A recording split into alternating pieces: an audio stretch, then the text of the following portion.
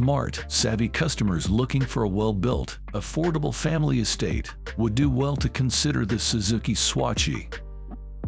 Sharing the same DNA as the Toyota Corolla Touring Sports is no bad thing, and the partnership between the two Japanese manufacturers means that the Swach offers great levels of comfort and decent running costs due to its shared hybrid technology.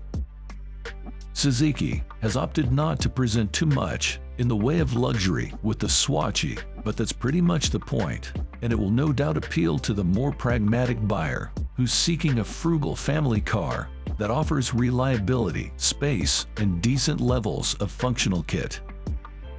As for styling, the Swach bears a strong resemblance to the Corolla State, which you'd expect given they're the same car, but with Suzuki tweaks.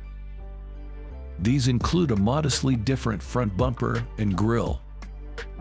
The back end of the car is pretty much identical, bar the badging.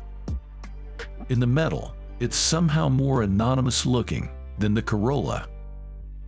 Inside, the cabin feels well screwed together with plenty of space. Equipment levels are generous and include climate control, heated seats, a heated steering wheel, a rear parking camera, a 7-inch color digital information display, and an 8-inch infotainment touchscreen.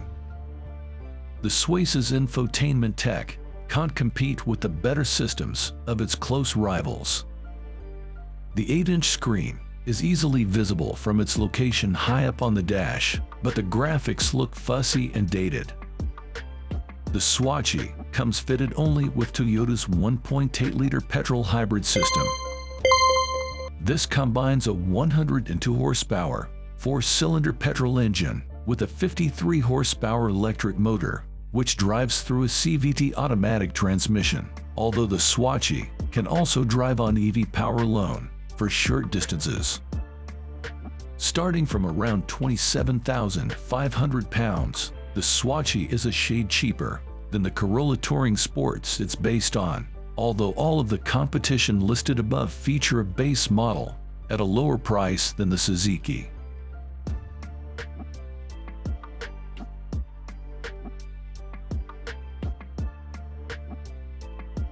Thanks for watching, and leave your comments below.